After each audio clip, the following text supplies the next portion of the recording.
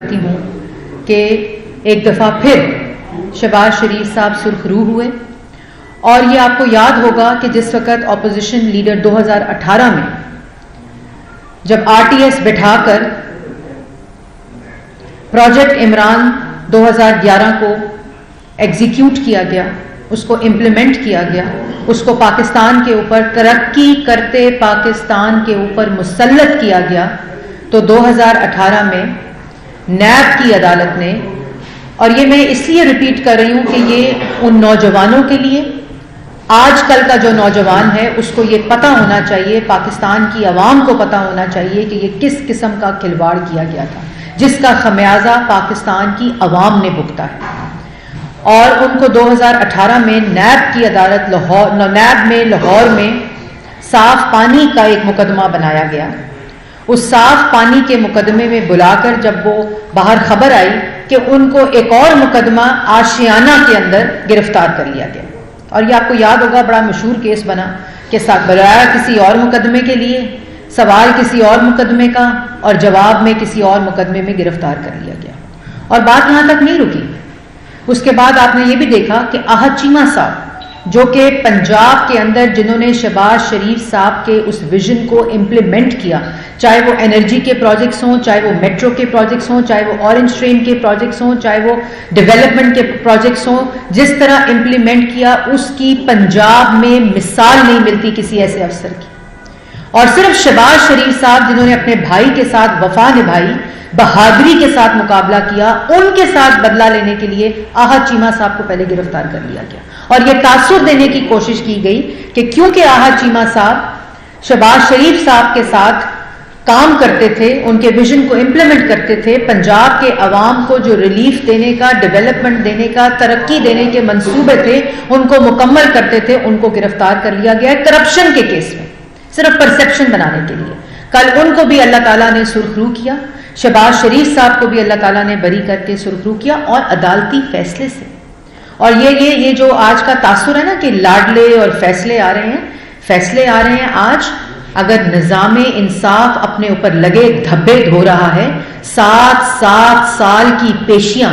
4-4 साल 2-2 साल की कैदें, सजाए मौत की चकियां, काल कोठरियां, ये सब भुगत कर, पेशियां भुगत कर, झूठे मुकदमात में अपने इल्जामात का जवाब देकर, एहतसाब की चक्की से गुजरकर अगर आज सुरखरू हो रहे हैं, तो ये लाडलापन है। ये लाडलापन नहीं है, ये वो फैसले हैं जो जिस वक्त बनाए, मुकदमे हैं जो जिस वक्त बनाए गए थे, जो एविडेंस आ रहा था, उस वक्त भी जो शवायद आ रहे थे, पाकिस्तान की अवाम ये जानती थी कि ये झूठे मुकदमे हैं। अगर हमें एक बात का पता था कि ये झूठे मुकदमे बनाए जा रहे हैं, क्योंकि नवाज शरीफ साहब को अपने बेटे से तनख्वाह ना लेने पर पैनमा में सजा नहीं दी गई, वो सिर्फ परसेप्शन बनाने के लिए इस्तेमाल किया गया, और अपने बेटे से तनख्वाह ना लेने पर उनको कन्विक्ट कर दिया, ना अहल कर दिया, अपनी पार्टी की सदारत से हटा दिया, ताहयात ना अहली हो गई। ऊपर से शहबाज शरीफ साहब साफ पानी में बुलाया गया, आशियाना में गिरफ्तार किया गया, 56 कंपनियां, गंदा नाला, रमजान शुगर मिल, जब वहां कुछ नहीं मिलता था तो जेल में होते हुए केस डाल के गिरफ्तारी कर लेते थे कि एसेट बियॉन्ड मीन्स है, मनी लॉन्ड्रिंग हो गई है, एसिड और अरबों का सरकारी खजाने को नुकसान पहुंचा दिया, प्रोजेक्ट्स के जो ठेके हैं उनको मंसूख करके। और जब कहीं कुछ नहीं मिला, झूठे गवाहान की फेरिस्त लगाकर उन्होंने अदालतों में कहा कि हमें डीजी नैब लाहौर और चेयरमैन नैब हमें हरास करता था, हमारी फैमिलीज को नुकसान पहुंचाने की धमकियां देते थे और हमें हरास करके गवाहियां लेते थे और माफ गवाहान और अप्रूवर्स बनवाते थे। ये अदालतों में अदालती कार्रवाई का रिकॉर्ड का हिस्सा है। फिर कहा जी मनी लॉन्ड्रिंग कर दी है, ऑफशोर कंपनियां बना ली हैं, फॉरेन एसेट्स खरीद लिए, किधर गए? 1 रुपए की भी रिकवरी नैब ने की? 1 रुपए की भी किसी जगह के ऊपर कोई करप्शन साबित हो गई? 1 पैसे की करप्शन साबित हो गई? जब यहां कुछ नहीं मिला तो अपने मुल्क की तज़हीक करने के लिए, अपने मुल्क को की रेपुटेशन एट रिस्क करके, NCA national crime agency UK में इन्वेस्टिगेशन के दौरान जो डॉक्यूमेंट्स थे इलीगल तौर पर वहां भेज दिए गए। जब वहां की अदालत एनसीए से चपेट पड़ी मुंह के ऊपर, कुछ दिल तो मेरा और कहने को कर रहा है लेकिन मैं वहां नहीं जाऊंगी, वहां से उन्होंने कहा कि कोई करप्शन नहीं,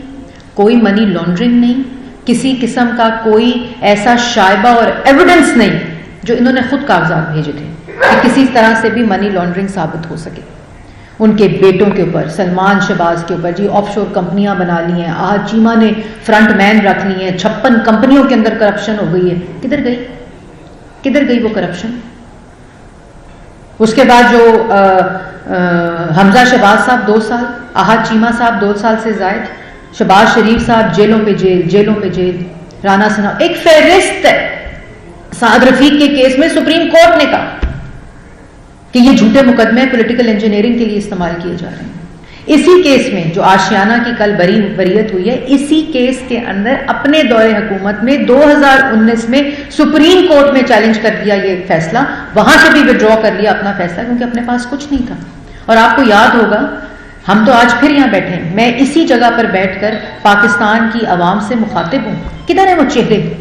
जो वजीर आजम हाउस में बैठकर लोगों की फैमिलीज के ऊपर को तज़हीक, उनकी बेइज्जती, उनकी पगड़ियां उछालने के लिए प्लानिंग करते थे, पीआईडी में बैठकर ग्राफ्स दिखा दिखाकर लोगों को गुमराह करते थे, झूठे केसेस बनाते थे, झूठी इंफॉर्मेशन देते थे। किधर है वो चेहरे? क्यों नहीं बैठे हुए आज वो सामने अवाम के? हम तो ऑपोजिशन के दौर में जब इन केसों के मुकाबले इन केसेस के कर रहे थे, खड़े होकर नैब की अदालत के बाहर हम प्रेस टॉक्स करते थे, खड़े होकर प्रेस क्लब में प्रेस टॉक्स करते थे। किधर है वो चेहरे आज? मुझे तो कोई चेहरा नजर नहीं आता। और उसके बावजूद वहां पीएम हाउस के अंदर तैयबा गुल को अगवा करके बैठ गए। नैब चेयरमैन की वीडियो आ गई, उसको ब्लैकमेलिंग शुरू कर दी कि जी अगर तुमने इनके खिलाफ केसेस ना बनाए तुम्हारी वीडियो दिखा देंगे। गवाहान ने खुद कहा कि ये डीजी नैब लाहौर और चेयरमैन लैब हमें अरेस्ट करता है। वजीर आजम हाउस में बैठकर शहबाज शरीफ साहब की बेटियों के घरों के अंदर नैब की और रेंजर्स के लोगों को हमले करवाए। मरियम नवाज शरीफ साहिबा पीएम हाउस के अंदर बैठकर वो शख्स जिसका नाम शहजाद अकबर है, मुझे तकलीफ होती है उस शख्स का नाम लेते हुए, मैं अपनी बेइज्जती महसूस करती हूं उस शख्स का नाम लेते हुए। वहां बैठकर वीडियोस के ऊपर देखता था कि मरियम नवाज शरीफ के कमरे के अंदर कैमरे लगाकर, रात के वक्त उनके कमरे के अंदर पुलिस को भेजकर, रेंजर्स को भेजकर नैब के जब वो अंदर इन्वेस्टिगेशन की, लोगों के घरों के अंदर हमले कराता था, लोगों की बेटियों के। और उसके बावजूद कि ये इखलाकी तौर पर फैसले उसी वक्त खत्म हो गए थे जब कभी सरीना से लिफाफा आता था, जब कभी जज के कमरे से मुंह छुपाते हुए लोग निकलते और आप रिपोर्टर्स पूछते थे कि क्या है तो मुंह छुपाकर सामने वो नहीं करते थे आज के दिन के लिए। और मैं अब आपको एक क्लिप दिखाना चाहती हूं जो आप सबको देखना चाहिए। लगा दें जरा, क्लिप लगा दें, क्लिप लगा दें।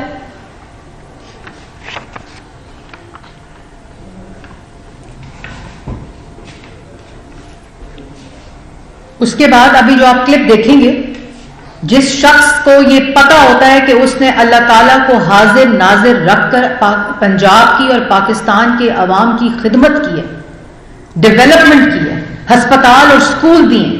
लोगों की नौजवानों को रोजगार दिया और सिर्फ अपनी जिंदगी या देखने में लगा दें।